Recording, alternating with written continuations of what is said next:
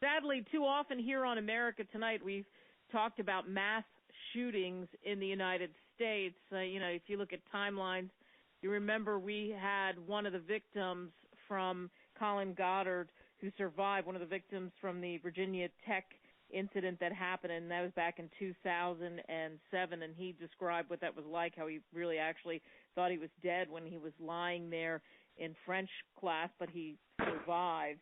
By the way, if you want to hear that interview, it's on our website, americatonight.net, under What You Missed.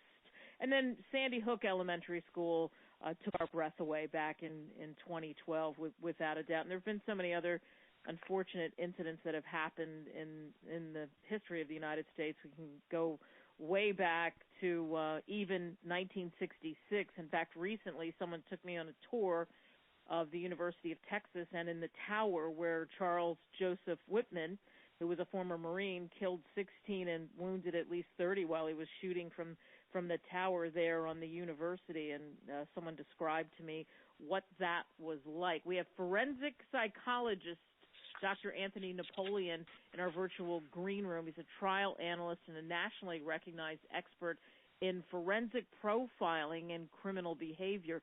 Dr. Anthony, thanks so much for coming on America Tonight. Nice to be with you this evening. So a new FBI report shows us that mass shootings have more than doubled since the year 2000, and there's been an increase in the number of fatalities in each of these incidents. The New York Times just did a piece on that, a big piece on it. So here's my question. What is it about the mass shootings? Why are they suddenly on the rise? Well, that's an interesting question that is the proper subject matter of clinical and forensic psychology because of this fact.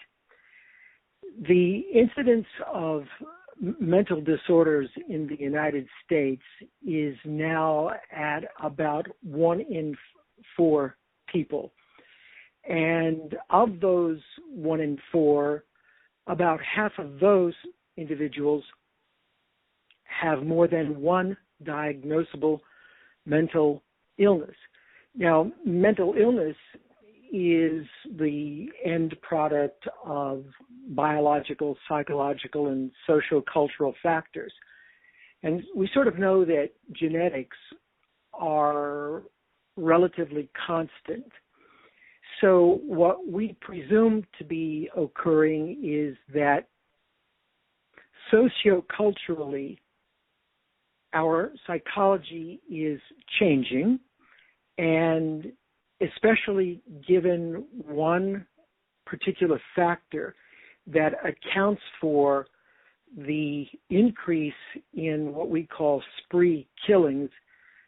And the FBI data, by the way, looked at from the year 2000, but as you aptly note, there have always been throughout history spree killings, but the incidence has increased as our perception of victimhood has increased.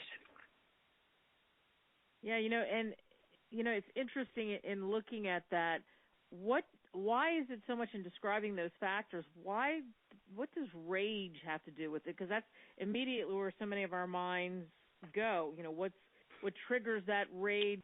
What is it that pushes somebody to the breaking point, like we saw the guy in Washington that went into the Navy Yard, and Sure. How awful that was, and that another one that took our breath away, and people injured and killed there.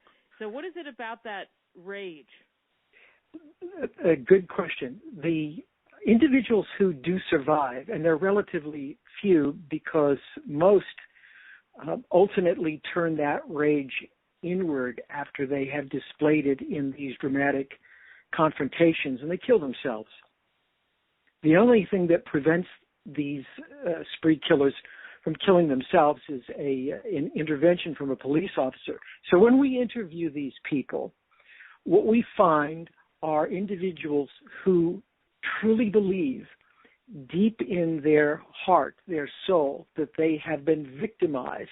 They are victims of social injustice, that they got the short end of the stick, and that they are individuals who always displace the responsibility for their perceived victimhood onto the environment.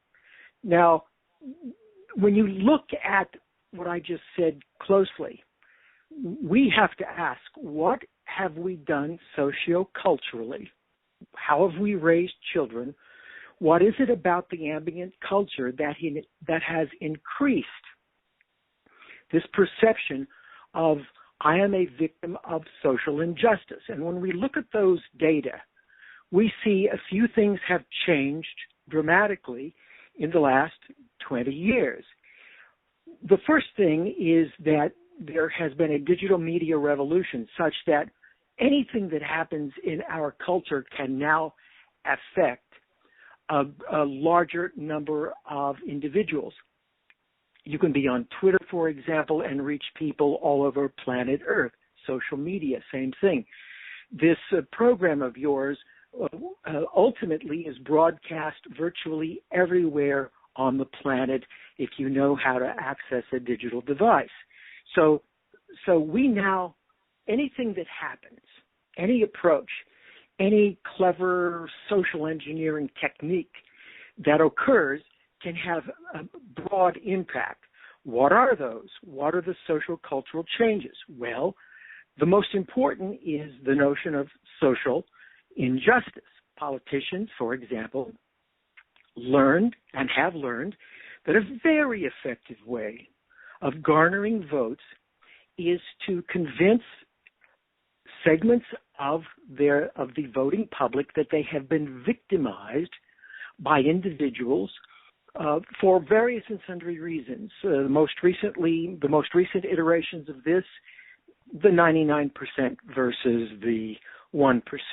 Before that, it was the haves versus the have-nots. In the instance of Elliot Rodger, if I can cite one specific example, a case that I know very well, Elliot was a have. He was a rich kid, son of a rich father, but Elliot had been raised to believe that Elliot was special. Elliot was a budding genius. Elliot is God's gift to the world. And of course, part of that in virtually all cultures is that you should have the most beautiful girl. Well, Elliot Rodger, like the vast majority of these people, in fact, I frankly can't think of one exception, but I say that as a scientist.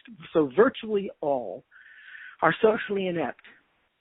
They are deselected males. They are deselected by women in particular and society in general.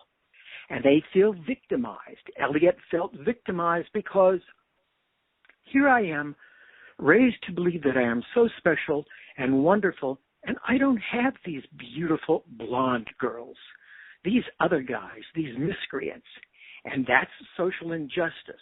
And in today's world, we have also taught children to demonstrate in dramatic form. Everything is dramatic, from a candlelight vigil to going before the national press if you lose a child. Everything is dramatic. We protest. We put up signs. Everything is as if. Social media promotes that as well. So we create a population of deselected males who feel as though they are victims of social injustice. And when you're a victim of social injustice, you automatically displace out that anger, that feeling I've been denied. And while politicians are happily garnering votes by promising, for example, that I'll restore social equity, I'll stand up for you, what they're doing inadvertently is they are talking to people who have a mental disorder, who feel as though they haven't been all that all of the special trophies they got, all of the times they were told, you're special, you're wonderful, and now they turn out to be average, feel as though they've been victimized. And that is why we have the increase. Wow. Perfect place to end this, but I had one more quick question. You have like 40 seconds. What do you do, Doc, if you think somebody is going to snap? What can you do? You follow the New York City protocol. If you see something, say something. And oftentimes people will not respond when you say something because people want to deny. They think that people who act normal are normal. And so you have to keep talking to people, telling people. If it comes right down to it, make a police report, try to reach the parents. If you see something, you need to say something. All right, excellent advice. Great talking to you, Dr. Anthony Napoleon. Don't be a stranger. We'll have you on under other circumstances, I'm sure, in the near future. Thanks for coming on. My pleasure. Thank you very much.